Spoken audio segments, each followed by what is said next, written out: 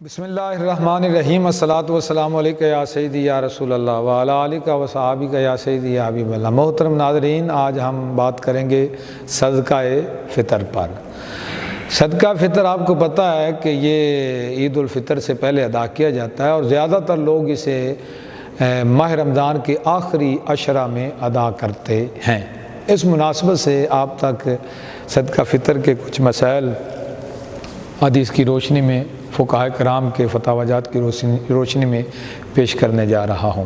حدیث پاک میں یہ آتا ہے، حضرت عبداللہ بن عمر رضی اللہ تعالیٰ سے روایت ہے کہ رسول اللہ صلی اللہ علیہ وسلم نے فرمایا، زکوٰۃ فطر ایک سا کھجور یا جوں غلام آزاد مرد اور چھوٹے بڑے مسلمانوں پر مقرر کی، اور یہ حکم فرمایا کہ نماز کو جانے سے پہلے یہ ادا کریں، نماز کو جانے سے پہلے یہ ادا کریں۔ ابو داؤد نسائی کی روایت میں ہے کہ عبداللہ بن عباس رضی اللہ تعالیٰ عنہما نے آخر رمضان میں فرمایا، اپنے روزے کا صدقہ ادا کرو۔ اس صدقہ کو رسول اللہ صلی اللہ علیہ وسلم نے مقرر فرمایا، ایک سا کھجور یا نصف سا گندم، ان کا صدقہ ادا کیا جائے۔ نبی پاک صلی اللہ علیہ وسلم کی تیسری حدیث اس حوالے سے یہ ہے، فرمایا کہ زکوٰۃ فطر مقرر فرمائی، لغو اور بیہودہ کلام سے روزے کی طہارت ہو جائے اور مساکین کے لیے یہ خوراک کا ذریعہ ہو جائے۔ اس کے بعد ایک اور حدیث میں آقا علیہ السلام نے فرمایا، بندہ کا روزہ آسمان اور زمین کے درمیان معلق رہتا ہے جب تک کہ وہ صدقہ فطر ادا نہ کرے۔ ان حدیث کی روشنی پہ علماء کرام نے، فقہاء اعظام نے یہ فرمایا کہ صدقہ فطر جو ہے وہ ہر اس بندے پر فرض ہے جس کے پاس بقدر نصاب مال جو ہے وہ موجود ہو، جو کہ حاجت اصلیہ سے زائد ہو، اور اس میں عاقل بالغ اور مال نامی ہونے کی بھی کوئی شرط نہیں ہے۔ بقدر نصاب جس کے پاس مال ہوگا، وہ بچہ بھی ہوگا تو اس پر صدقہ فطر جو ہے وہ واجب ہوگا۔ صدقہ فطر جو ہے یہ اس کے حوالے سے جو بقدر نصاب آپ کو بتایا جا رہا ہے نا، یہ 52.5 تولہ چاندی کی رقم ہے، یا اتنی قیمت کی کوئی چیز بندے کے گھر میں ضروریات زندگی سے اضافی موجود ہوگی تو اس بندے پر صدقہ فطر ہے۔ اور صدقہ فطر کی ادائیگی کا جو وقت ہے یہ طلوع فجر سے ہوتا ہے، جب یعنی اذان فجر سے، عید کے دن جب فجر کی اذان کا وقت ہوتا ہے تو صدقہ فطر بندے پر واجب ہو جاتا ہے۔ اور جس پر صدقہ فطر واجب ہوتا ہے اس کے جو چھوٹے بچے ہوتے ہیں ان کا صدقہ فطر بھی اسی پر واجب ہوتا ہے، اور جو اس کی جوان اولاد ہوتی ہے وہ اگر صاحب نصاب ہے تو ان پر بھی واجب ہے، ان کا بھی ادا کیا جائے گا۔ صدقہ فطر جو ہے اس کو عید الفطر سے نماز سے پہلے ادا کر دینا چاہیے۔ سوال یہ ہے کہ اگر بندہ عید الفطر کی نماز سے پہلے ادا نہ کر سکے تو پھر نماز کے بعد ادا کر دیں، عید کے دن ادا نہیں کر سکے تو دوسرے دن ادا کر دیں، تیسرے دن ادا کر دیں، چوتھے دن ادا کر دیں۔ حتیٰ کہ علماء نے لکھا ہے کہ اگر 2-4 سال کا بندے نے صدقہ فطر نہیں دیا، 10 سال کا بھی نہیں دیا، عمر بھر کا بھی نہیں دیا، تو اب سارے کا سارا صدقہ فطر وہ ادا کرے، یعنی جب بھی کرے گا وہ ادا ہو جائے گا۔ صدقہ فطر جو ہے یہ کس مال سے دیا جائے، یہ بھی آپ نے حدیث پاک سے سنا ہے۔ آپ کھجور سے دیں، جو سے دیں تو اس کے لیے جو ہے وہ پورا سا جو ہے وہ دینا پڑتا ہے، وہ تقریباً 4 کلو اور 100 گرام بنتا ہے، اور گندم جو ہے یہ 2 کلو اور 50 گرام بنتی ہے، اس کی قیمت جو ہے وہ دے دی جائے۔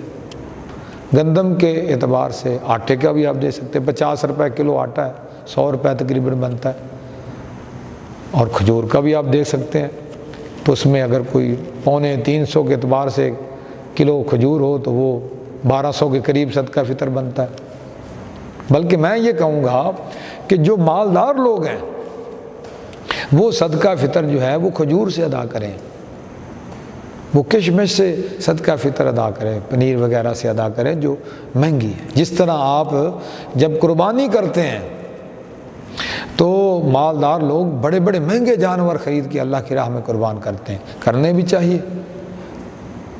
اسی طرح یہاں پہ بھی ایک واضح فرق نظر آنا چاہیے، اس سے زیادہ غریبوں تک پیسہ پہنچے گا اور وہ ہمارے ساتھ عید کی خوشیوں میں شامل ہو سکیں گے۔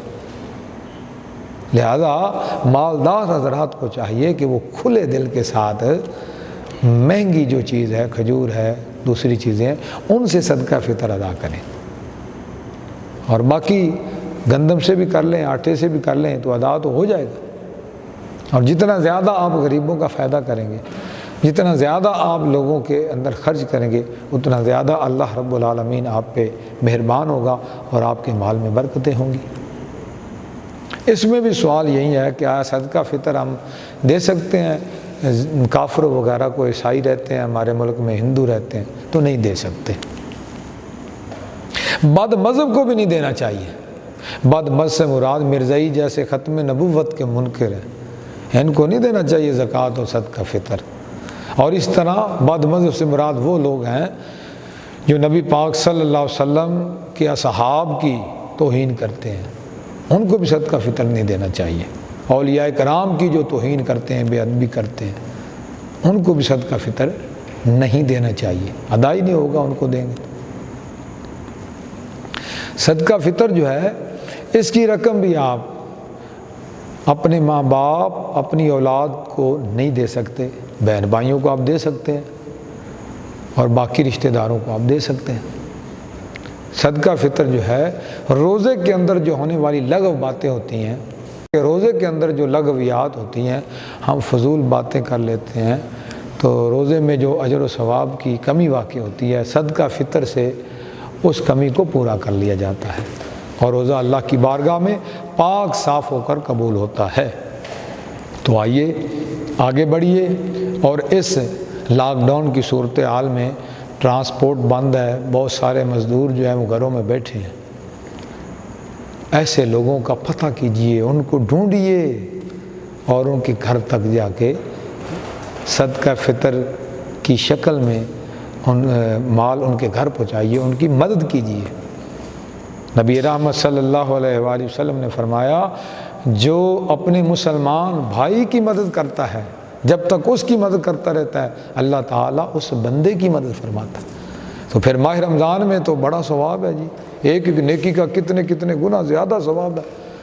تو اس پیکج سے فائدہ اٹھانا چاہیے اور غریبوں تک کھلے دل سے مال پہنچانا چاہیے۔